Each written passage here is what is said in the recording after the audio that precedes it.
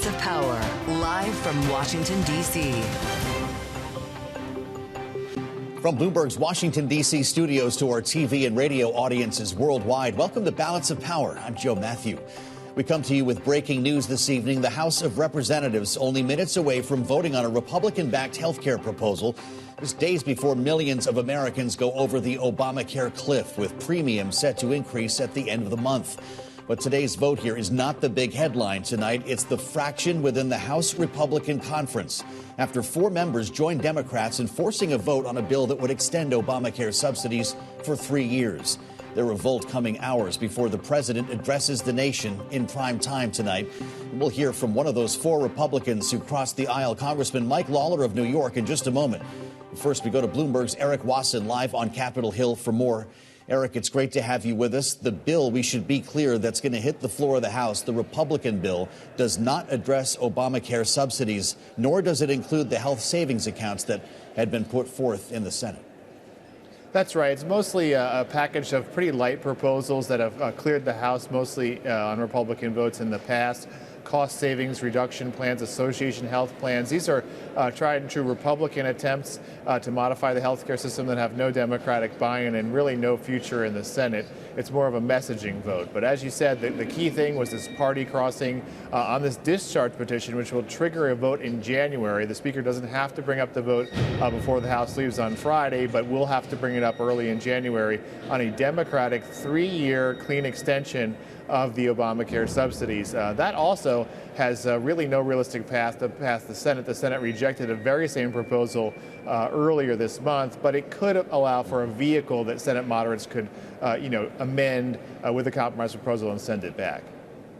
Well, so we're going over the cliff either way, it sounds like, Erik, even in a best case scenario. If this discharge petition passes convincingly, will John Thune, the Republican leader in the Senate, be compelled to bring it up in the Senate, or does that open up a new round of talks?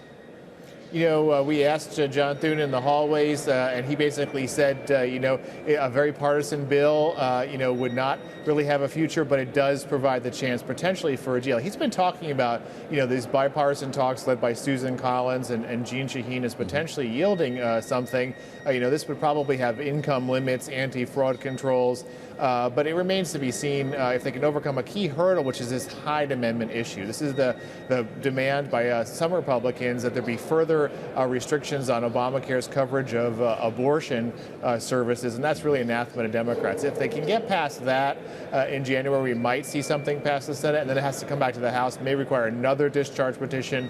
This is all after most people have already faced the beginning of the year with the higher prices, but they could come in and extend the open enrollment period and allow them to sign up for cheaper plans later next year.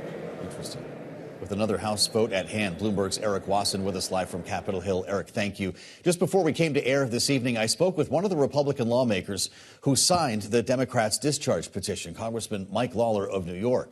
Started by asking him about his decision to side with his Democratic colleagues amid this ongoing health care battle. Listen.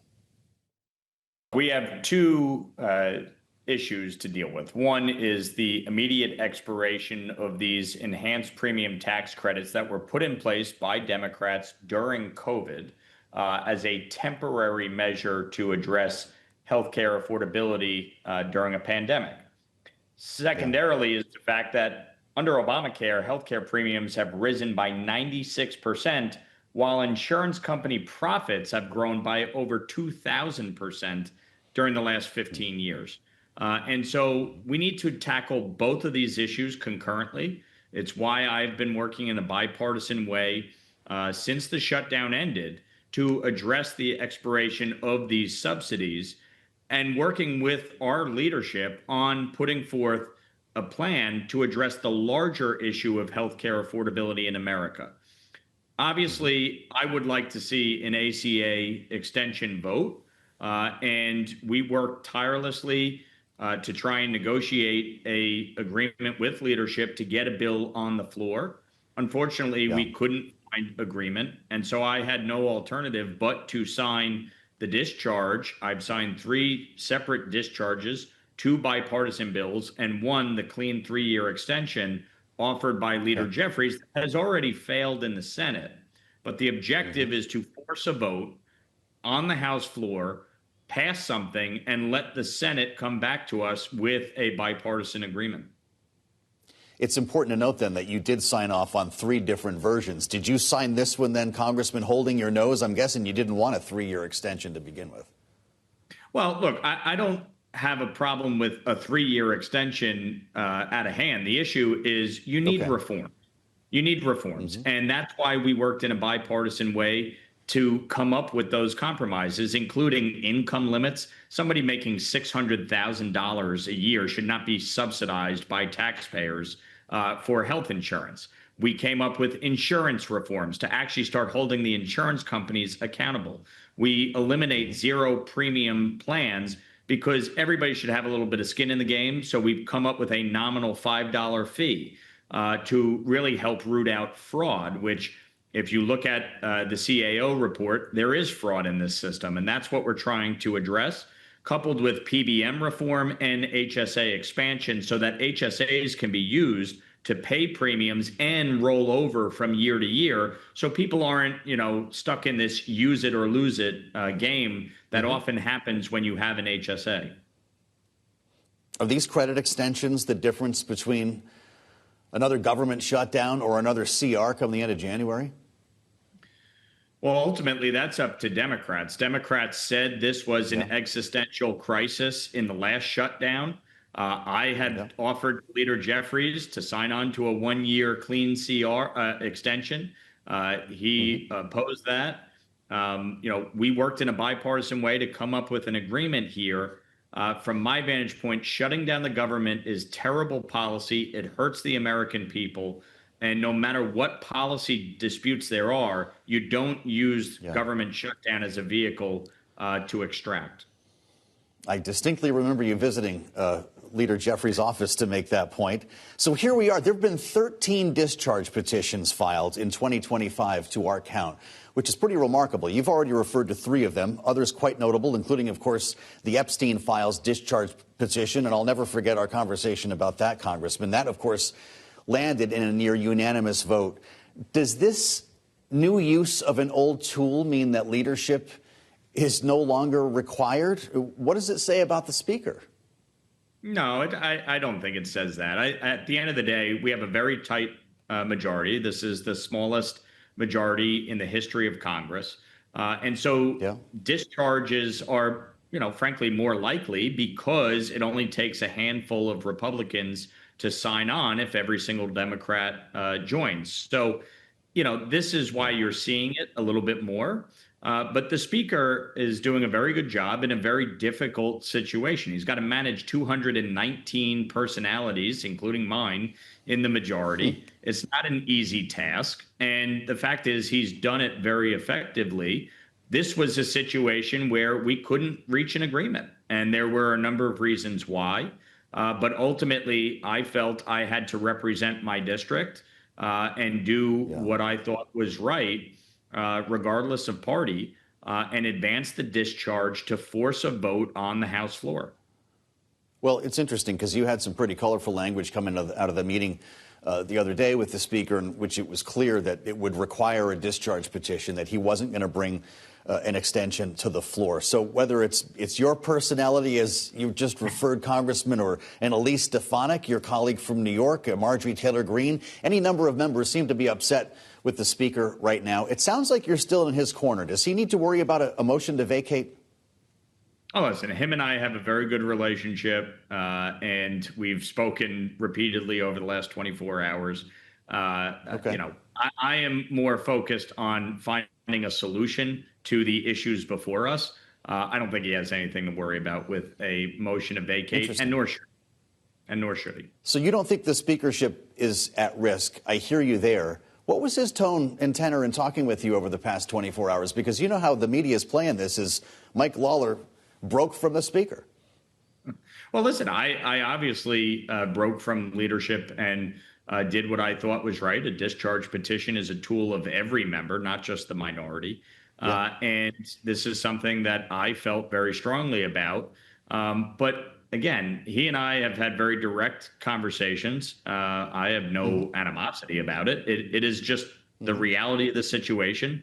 And it required action on my part if I wanted to advance this bill. And that was the position I took, and I own it. I mentioned the Epstein discharge petition, Congressman. Should the American people prepare for a big document drop on Friday, or will the Department of Justice find a reason to not release them? Look, the law was very clear. They should abide by it, and they should release all the documents. So you expect that to actually happen? I do. You know, there was some concern about the Department of Justice, for instance, saying that there was an ongoing investigation into any number of Democrats that the president had flagged, including Bill Clinton. But of course, Susie Wiles suggested something different in her interview with Vanity Fair, which brings me lastly to the question that you may or may not want to answer. Kevin McCarthy was at the White House today. He was with President Trump on Marine One as the president departed for the dignified transfer today at Dover, which was a very solemn affair, but it raised a lot of eyebrows to see the former speaker at the White House. I asked Patrick McHenry about that today. Was he interviewing to be the next chief of staff? Do you think he'd be good in that job? Oh, look, I have the utmost respect and affection for Kevin McCarthy. I wouldn't be in Congress without him. I think he'd be terrific in any number of roles in the administration. But I have great confidence in Susie Wiles. I know the president does.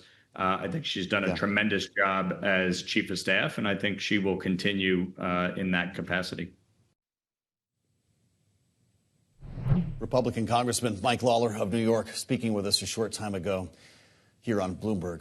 A tech rout on Wall Street drove the day amid growing skepticism around the AI spend. Familiar matter, but much better feelings after the bell. Look at this. Micron Technology crushing analyst estimates with a beat and raise quarter, sending the stock sharply higher in extended trading. And for more, we turn to power moves with Bloomberg's Romaine Bostick with us live from New York. Just takes one dose of good news, I guess, Romaine. Yeah, beat and raise quarter might be an understatement, Joe. Some of the guidance that they gave for the current quarter in terms of what they'll make in terms of profits, revenue, and margins, coming in at almost twice what a Wall Street analyst has expected. So a bit of a surprise here, and you see the pop in the shares up about 6% here in the after hours trade. Now, that doesn't mean some of the lingering issues that has led to what has now basically been a 7-week sell-off in tech stocks. Those issues are still there. You saw that a little bit earlier in the day with some concerns about Oracle and a big build out of a data center in southeastern Michigan, whether it would actually have the financing to be able to do that deal. But when you hear what Micron says on the call, and we should point out, they don't make sort of the fancier chips that NVIDIA makes. They make basically memory chips. So all that data has to be stored somewhere.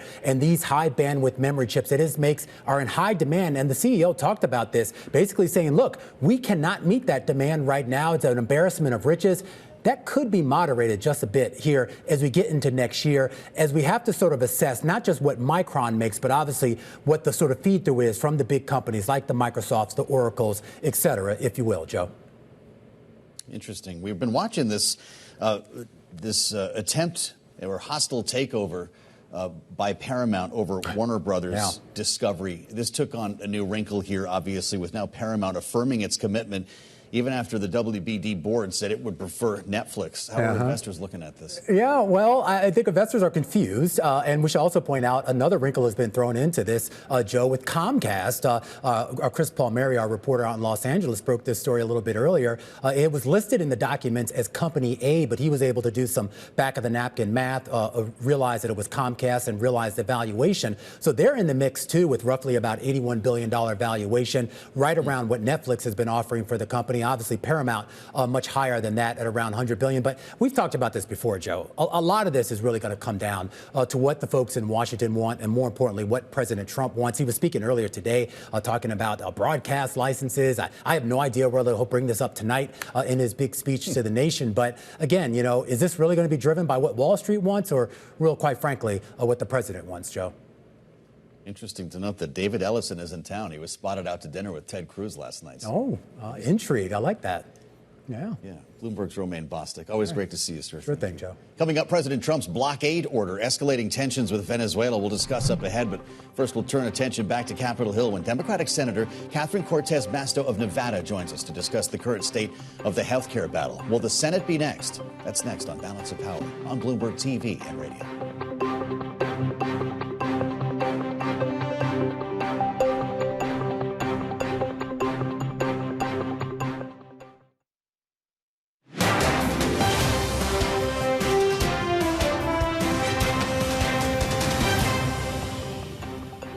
It's Balance of Power on Bloomberg TV and radio. I'm Joe Matthew. Thanks for joining us as we keep an eye on the House of Representatives floor with lawmakers set to vote on the Republican-backed health care proposal just moments from now. That vote coming as a Republican revolt comes into full view after 4 Republicans, one of whom we just spoke with, joined Democrats in forcing to the floor a standalone bill that would extend Obamacare subsidies for 3 years, a clean extension. That vote is set to occur next month as it triggers a 7-day waiting period. If that gets passed, it does still face a big hurdle in the Senate, where, by the way, a bill just like that had just recently failed. Joining us now live from Capitol Hill on a busy evening is Democratic Senator Cortez Masto of Nevada, a member of both the Senate Finance and Banking Committees. Senator, it's great to see you. Welcome back to Bloomberg TV and radio. I realize what happened in the House with that discharge petition involves a unique tool in the House. Will John Thune be compelled to bring a similar extension back to the floor after what we just saw today? Well, I hope so, because what you're talking about has happened in the House is based on the need of the American public. I think both Democrats and Republicans realize the American public is demanding that they still have affordable health care in this country that includes those subsidies for enhanced premium tax credits. That's why you're having that vote there. And as you recall, when we had the vote in the Senate, we had 4 Republicans that joined us on that 3-year extension. Yeah. So it really is the American public speaking up, saying we want this, and it's a bipartisan solution to addressing some of the high health care costs that we have in this country right now. Well, it must be a frustrating moment for you after going through the longest government shutdown in American history over this very matter, knowing that we are going to go over the Obamacare cliff no matter what happens in either chamber here. You'll be back in January, and I wonder, Senator, what happens then? If this is convincing to moderate Republicans, does that spawn a Gang of 8 or some sort of compromise committee, if you will, that will bring about a new piece of legislation in your chamber?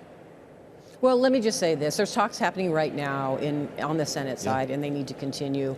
But we have to address what's going to happen next year. That means a clean extension of some sort has to take place, even as we talk reforms. I think there's bipartisan talk to figure out how we reform some of this and still make health care affordable for so many that have the Affordable Care Act. But we need the extension first. Otherwise, what's going to happen is what you just said. Millions of Americans are going to go fall over that health care cliff, either not be able to afford health care, or paying higher premiums that are just outrageous at this moment when they're already seeing high costs from grocery costs, housing costs, healthcare costs. They're already being strapped with the high costs of this economy. So we need to do something.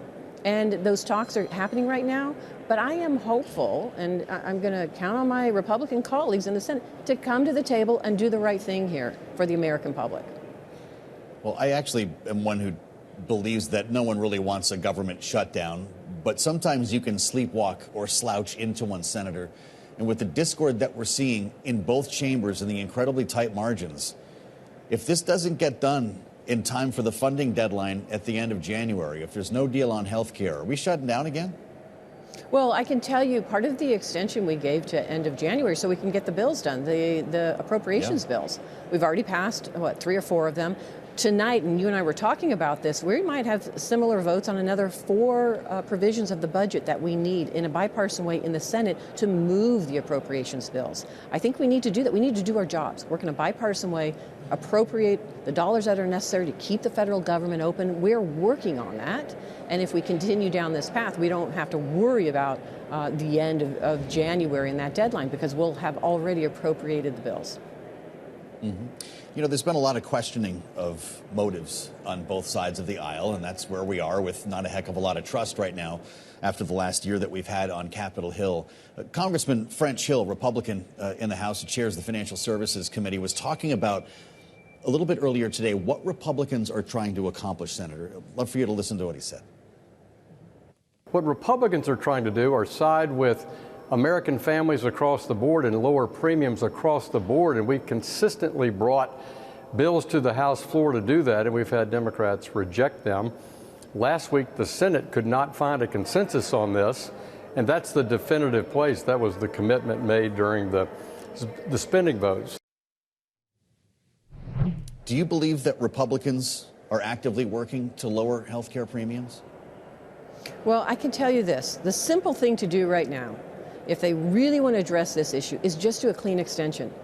They want to talk reforms. We're willing to talk reforms. Capping the income at the high level. We're talking about what we can do to address the waste, fraud, and abuse they have concerns with. We have concerns with it. There are reforms that we can discuss and actually move forward on. But we have to do an extension, because what we're going to see right now in the American public come January, or actually the end of this month, too many people are not going to be able to afford their health care. And let me just talk about this. These are individuals, these are families that require that health care because their child has a rare disease. This child may not get access to health care. These are individuals or small businesses that rely on the Affordable Care Act and these subsidies for health care. Now they're going to have to decide, do they even keep their business open? Can they afford health care? I mean, this isn't a decision that American public and small businesses should have to make. We should make it easier for them to afford health care in this country, to access it when they need it, and it should be quality health care. And that should be bipartisan work, nobody playing politics with it. So count me in the camp of, let's do it a clean extension. You want to talk reforms? Then we get in a room and do it. But let's just make sure we're taking care of those people the next 2 years so nobody's falling off that health care cliff. And finally, let me just say, Republicans are in control. They very easily could have done this. The House could have done this. Even, let me just say, Speaker Johnson shut down the House for over a month. And they weren't even here. Had they been here, they could have been working with the Democrats to figure out a path to address this very issue. So we're not running up against this deadline right now. Well, Senator, the Republican-led Senate did get something done today in passing the annual defense authorization, NDAA, the must-pass bill, as we like to refer. Pretty convincingly as well. Who says he can't get anything done? 77-20. Do you expect the president to sign this into law this week? I do. Listen, this is a great example of where, when we work together in a bipartisan way, we can get something done, pass it out of the Senate, pass it out of the House. It's a benefit to this country, and have the president sign it. And so we just did that today. You've just talked a little about it. And most people don't know what NDAA is. It's a Defense Authorization Act. This is how we fund our military. This is how we support and protect our national security. There's so much involved in the NDAA, and it's crucial that we pass it and we work in a bipartisan way to get it done. You know, it's something that includes prohibiting U.S. investment in certain technologies in China. Is that going to collide with the administration's plans? In a remaining moment, Senator, when it comes to high-tech AI chips being sold to Beijing? No, not at all. So you're talking about an amendment that John Cornyn and I had put into the NDAA to prevent American investors from investing in technologies in countries like China or adversaries like Iran and Russia. We want to keep those dollars here. We want to invest in AI here and making sure that quantum computing and quantum mechanics, that investment is here, right? Hypersonics, we're investing on all of this new technology in the United States. It passed in the NDAA.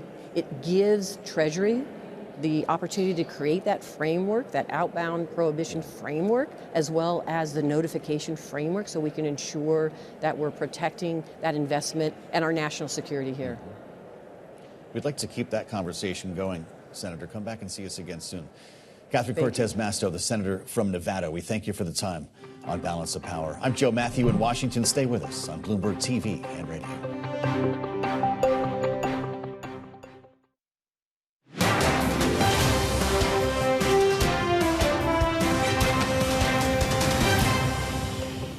Well, I think the message this evening is we inherited a mess, and we've done a great job, and we continue to.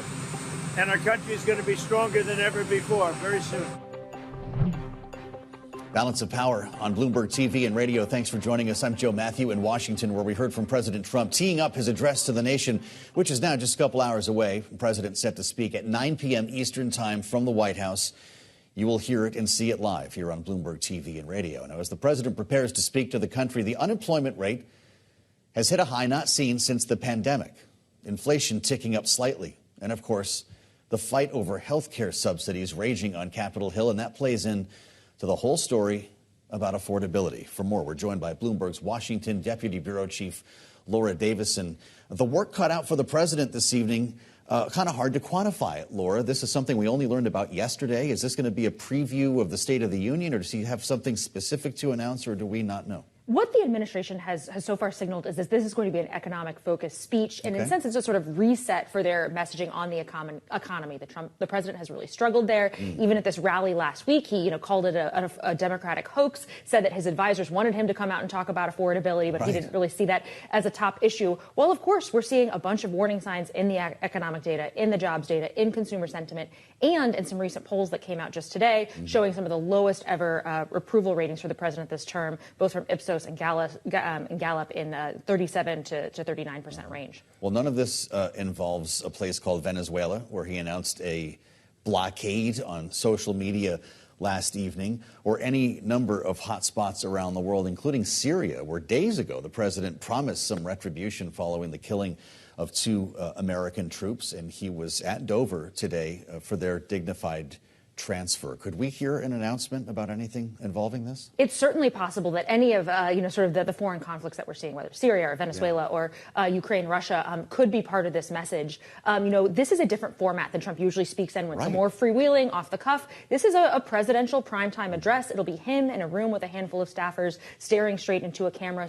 Traditionally, this is a more formal, a more scripted event, though with Trump, anything can happen. Well, we're going to get into that very thing a little bit more with our panel, because this is kind of an age-old, tried and true, tested venue, right? Reaching Americans in their living rooms in prime time. And all the 3-letter networks are apparently carrying this tonight, even though they did oppose this idea from some former presidents, including Joe Biden. This is, of course, though, a president who speaks every day already, sometimes multiple times a day. Does he need this venue?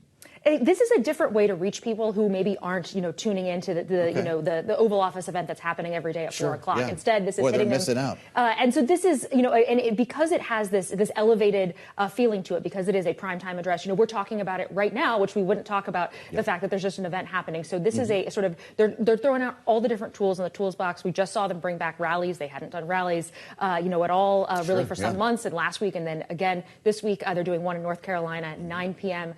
Notably, the same day that we're expecting some of these Epstein files from the Department of Justice to come out. So they're really looking at how to counter program some of the bad news and headwinds they're facing. I'm guessing that doesn't come up tonight. Bloomberg's Washington Deputy Bureau Chief Laura Davison. Laura, thank you so much. With more on Venezuela, overnight President Trump announcing, as I just referred, that he was ordering a blockade, that's the language he used, of sanctioned oil tankers going into and leaving Venezuela. He went on designating the regime of Venezuelan President Nicolas Maduro as a foreign terrorist organization, accusing the Venezuelan regime of using oil for what he called those stolen oil fields to finance themselves, drug terrorism, human trafficking, murder, and kidnapping. President saying Venezuela is completely surrounded now by the largest armada ever assembled in the history of South America. And the president's move threatening to choke off the economic lifeblood of Venezuela, which is already under severe financial pressure, but will have a less profound impact on global markets. Joining us now with their thoughts, Roxanne Vigil, International Affairs Fellow in National Security at the Council on Foreign Relations, alongside Becca Wasser, defense lead here at Bloomberg Economics, one of our geoeconomics team leaders. It's great to have both of you with us here. Becca, I'm going to start with you. And the best way we can frame the U.S. intentions and the rhetoric involved here, a blockade is seen as an act of war. You were making the point that this is something short of that. Yeah, a blockade is an act of war. So I think what we're really seeing is what's doctrinally known as a quarantine. Okay. Really what that is action taken against a very particular set of vessels, in this case, these sanctioned oil tankers. Mm-hmm. And a quarantine means you are still enforcing this. You're still using military power, but it isn't stopping all ships, which could include ships that are bringing things like aid and foodstuff to Venezuela from actually being able to transit. So I think we're seeing something that's a bit of a level down from a blockade, but it's worth saying that at the same time, we almost have a de facto quarantine already in place because vessels have been scared to transit near Venezuela. We've had scared aircraft not necessarily transiting airspace as well. So in some ways, this is an enforcement and a codification of what's already been in existence. The president likes to joke that the fishermen aren't going out off Venezuela anymore. But just to be clear, because these tankers are sanctioned, gives the U.S. the legal standing to pursue this quarantine? Yes, it absolutely does. In some ways, think of this like a police car just stumbling upon a stolen vehicle. They know that they can go and interrogate further and find a way to bring the perpetrator to justice. It's the same thing here, where they've already been sanctioned, and so it's just enforcing what's already been put down. Roxanne, let's bring you in here. What does this action mean for Venezuela's economy? Obviously, there wasn't a heck of a lot of trade coming in and out of the country already, but this, as we mentioned, chokes off an important lifeblood and feedstock for the Venezuelan economy, and that's oil. That's right. Venezuela's economy is almost completely dependent on its oil exports. They export, right now, they're just below 900,000 barrels. That's been the average for the last few months. And the revenue that the Maduro regime generates from those oil sales is then used to, on the one hand, of course, uphold a very corrupt regime, but on the other hand, also to provide goods for the Venezuelan people in a socialist country in which the people are very dependent on the government. So depending on the scope of the blockade, the enforcement mechanism, whether it's a law enforcement or whether it's a military enforcement, and the time frame, it can have really a big impact on Maduro's ability to generate revenue.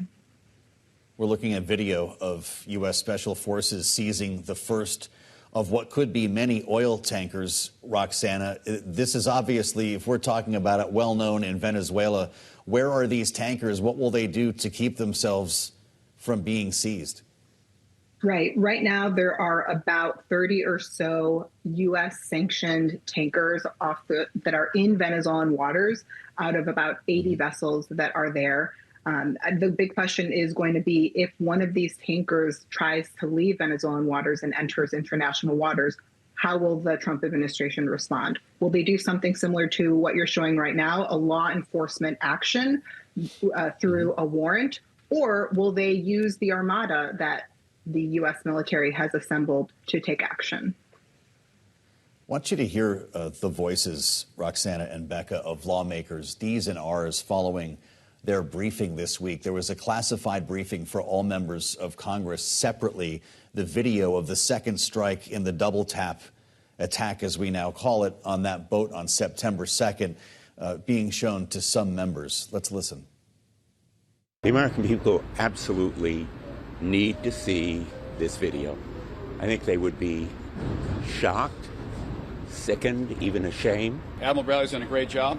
I'm totally confident in the legal basis for what he's done. Secretary Hegseth is showing his deep disdain for members of Congress, his disrespect for members of the military and the rule of law and the rules of war and engagement. Seeing people get killed on video is not fun, and they don't like the messy reality that we kill bad guys, and that's our job. I'm deeply worried that there may be a loss or destruction of evidence here.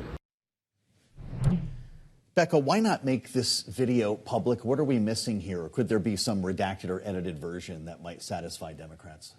There probably could be some version that would satisfy Democrats and would be suitable for broader release to the public.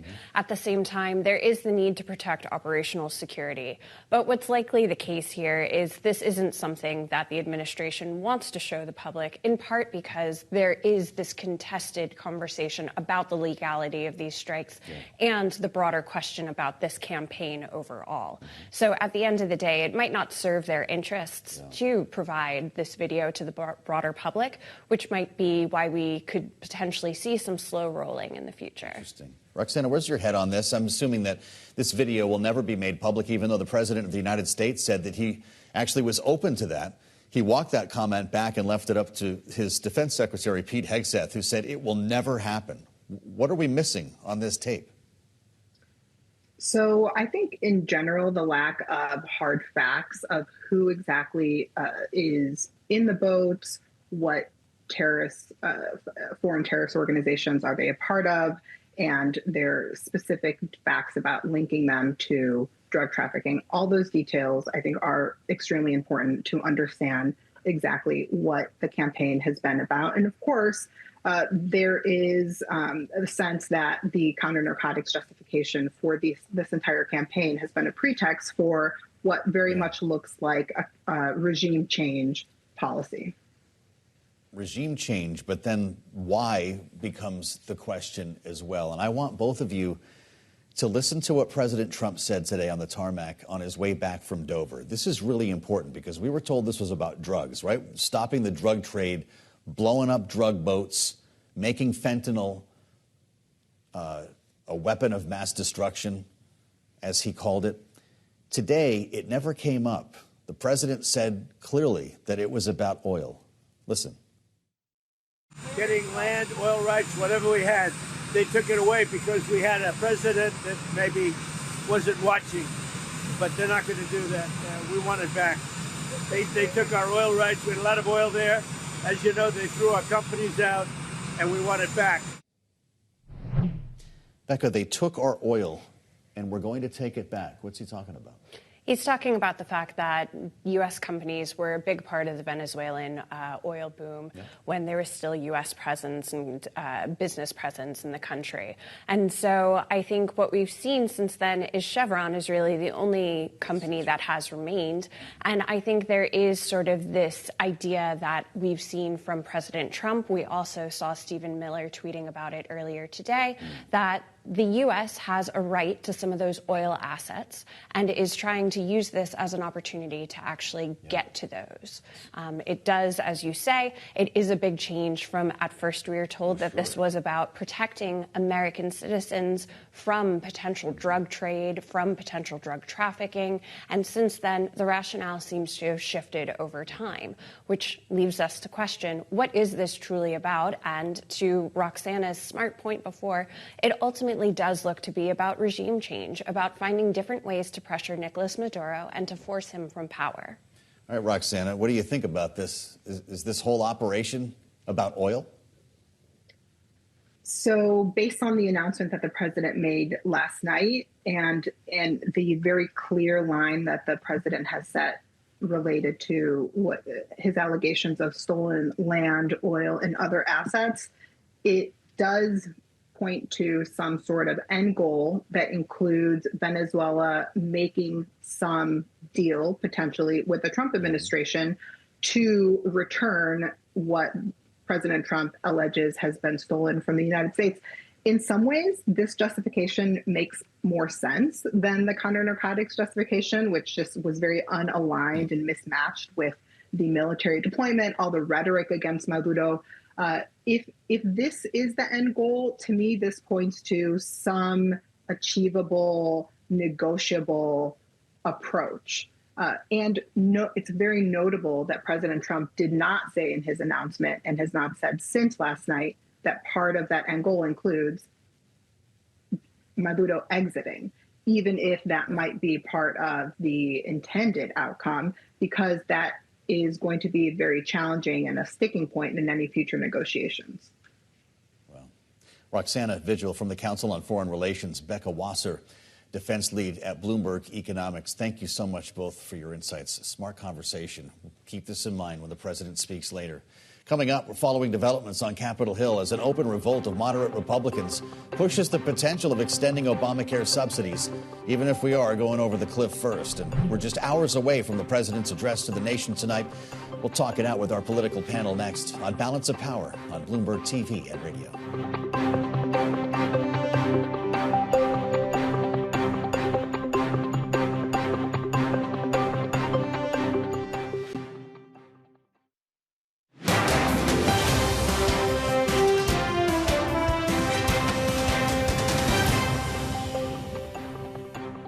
This is Balance of Power on Bloomberg TV and radio. I'm Joe Matthew. Thanks for joining us. We'll continue to keep our eyes on the health care vote in the House when our political panel joins us in just a moment. For some of the stories we're following in today's Power Brief. President Trump standing alongside the First Lady, Pentagon Chief, and the Army Chief of Staff for the dignified transfer procession today, honoring two members of the Iowa National Guard who were killed in Syria over the weekend. The fallen guardsmen, as well as a U.S. civilian acting as an interpreter, were ambushed by an ISIS gunman while on a mission on Saturday. According to the Pentagon, the soldiers will eventually return home to Iowa. And former special counsel Jack Smith was on Capitol Hill today defending his investigations into President Trump. Smith testifying behind closed doors to the House Judiciary Committee, where the Republican-led panel is investigating Smith's probes into Trump's alleged efforts to overturn the 2020 election and his handling as well of classified documents following his first term. Smith dropped the cases, of course, against the president after the 2024 election, but during his deposition, he maintained that his actions were not politically motivated. Joining us now, this evening's political panel with, boy, we've got a lot to talk about. Meghan Hayes is here, Democratic strategist, former special assistant to President Biden, alongside Republican strategist Sarah Chamberlain, the president and CEO of the Republican Main Street Partnership. Ladies, welcome. It's great to have you both on what we could look back on as a pretty important day. Sarah, how are you thinking about these moderate Republicans who crossed the aisle to sign on to this discharge petition? We spoke with one of them earlier this hour, Congressman Mike Lawler. What's motivating them tonight? Survival in their districts. I mean, that's really what it comes down to. They have told the Speaker and the leadership that they needed an ACA fix. They wanted a 1 year. They didn't really want to sign on to this, but I would tell you, they have been really forthcoming with leadership. So this was not a shock to the leadership that they did this. But all four of them live in really blue districts, and they had to do this. Sure. And you know, the saying goes, we live in interesting times. We really do. Well, it's never happened before. Yes, we do. Sarah, how many other frontliners or just how many other members of the Republican conference do these four lawmakers speak for? I know of at least 5 more that also live in tough districts. Wow. They were not willing to sign on to the petition. However, you know, that's signing on to that petition is tough. But once that's signed on to, I think you'll see a group of them vote for it on the floor in January. Again, this is not a criticism of the Speaker. The Speaker is not in trouble, but the Speaker has the hardest job in Washington by far. I mean, the margins are so close that he's got a lot of personalities to balance, and it's just tough times. I really wish him well, because God bless him. It's really, I don't know how he does it, to be honest. It might be called job security, the fact that nobody else wants that job. So we're not going to talk motion to vacate, at least not now. Mike Lawler said he's safe. Sarah Chamberlain says he's safe.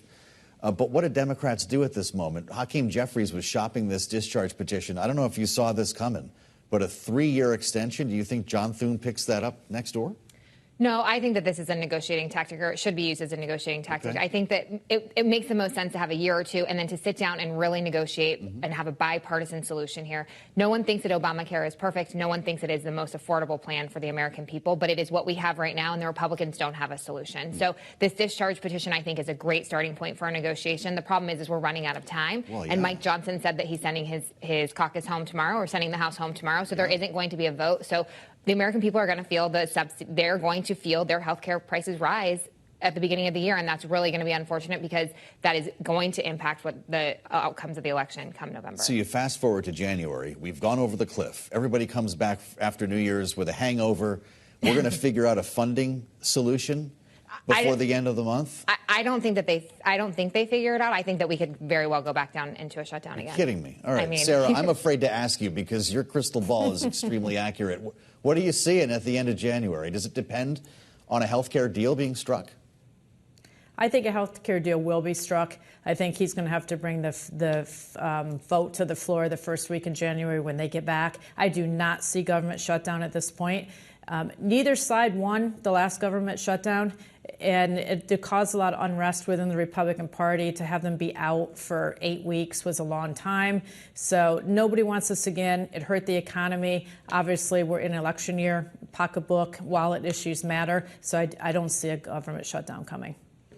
So we're going to hear from the president a couple of hours from now. We're told that affordability will be a theme, although we don't know exactly what the president is going to be talking about.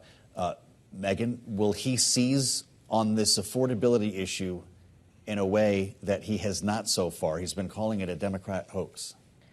No, I don't think so. I think that he is definitely going to try to change the narrative, and that's what he's using this presidential address for, which is really unusual to use a primetime address when it's something that's not like you captured Osama bin Laden or you're going to war. And so if he can stick to talking points, he has a better chance, but he does not have the ability to do that. So it's interesting to me that the networks are even taking this live without even having some form of breaking news that's of national importance. This is just going to be more of Trump's campaign speech and more blaming Joe Biden and more just nonsense coming out of him. I don't know what your expectations are from the speech this evening, Sarah, but something interesting happened today at the White House, and the president was on his way out of the Oval, on his way to Dover. You see who was with him? Kevin McCarthy, the former Speaker of the House. And so we're troublemakers sometimes. And I had to ask Mike Lawler his idea. Look, you read the Susie Wiles interview in Vanity Fair. I'm going to just say and assume that both of you did. Was Kevin McCarthy interviewing to be the next chief of staff? Here's what Mike Lawler said. I have the utmost respect and affection for Kevin McCarthy. I wouldn't be in Congress without him. I think he'd be terrific in any number of roles in the administration. But I have great confidence in Susie Wiles. I know the president does. I think she's done a tremendous job as chief of staff, and I think she will continue in that capacity. Would he be good for the job, Sarah? Or are you going to pull me in off the ledge? I think he'd be great for the job. He knows, especially in the House, he knows all the Republican members. As Mike said, he got a lot of them elected. But I do think Susie's there until Susie doesn't want to be there. I've read the article. I mean, I think some of it was a little bit of loose writing maybe, but she's solid. She's fantastic. I don't really see a problem there. But if she did leave, I think Kevin McCarthy would be a great choice to replace her. A lot of people called that Vanity Fair piece an exit interview. Is Kevin McCarthy going to join the administration? I mean, it would be smart. He'd be a smart person. I think that it would help Elise Stefanik out a lot because him and Elise are close. It's interesting. I think that Susie probably takes an exit next year. It makes sense. These jobs are extremely challenging. They're extremely exhausting. So it would make sense if she was leaving at the end of the year. For someone who worked in the White House with the previous president, what did you make of the way she framed the inner workings of this administration? I mean, I thought the interview was really disconcerting. I'm not sure why you would do that particular person and have those particular photographs taken. And it's not out of context. It's all on tape. So I'm not exactly sure what her strategy is. It doesn't look like they had a strategy going into this, or they bought into something that they were sold a bill of goods on what the story was going to be. But a quick Google search of Chris Whipple would tell you that story is not going to be positive for you. Wow. Wow. How about that? Is there a lesson here, Sarah, when they go to put you on Sports Illustrated or when Vanity Fair calls, don't pick up the phone? Yes, that is the lesson. Or move on, or maybe not. I mean, maybe not that particular reporter, because he does tend to do pieces similar to what he did with Susie. Wow. But yeah, get it into voicemail probably in the future. That was quite the deep dive. Sarah, you better get back to Washington. We got a lot going on. Sarah Chamberlain and Meghan Hayes, thank you for a great panel and for your insights. I'll meet you back here a little later. Bloomberg TV will be carrying President Trump's address tonight, 9 p.m. Eastern, right here on Bloomberg TV and radio.